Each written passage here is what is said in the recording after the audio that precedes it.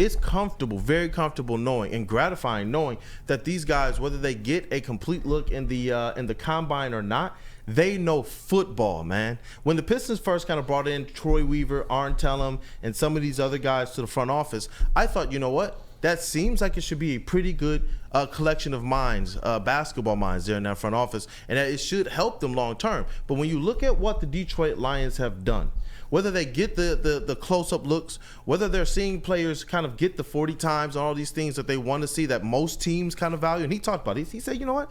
That's a metric. You look at that stuff. A lot of teams out there kind of value these things more than maybe they would.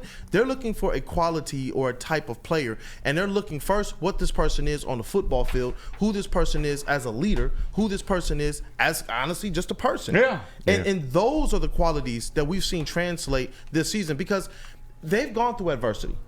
They had to deal with the fans, early on in the season after that Seattle loss and after the Bears loss, after the Packers loss.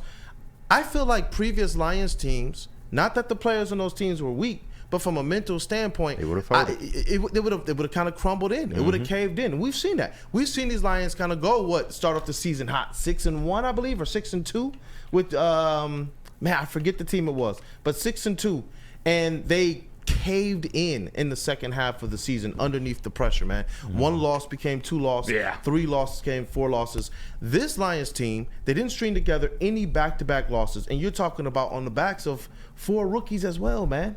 Obviously, Jared Goff, Penei Sewell, and the rest of the kind of the vets, or the young vets, as I call them now, that are here.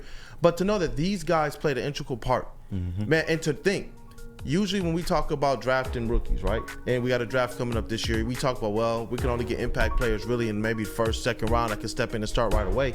With Brad Holmes, he's actually proving that the entire draft board is something he's going to be able to utilize, and not just bring in okay players, but players that can step in right away and really fill the spots of need. Yes. And that, it's a beautiful thing.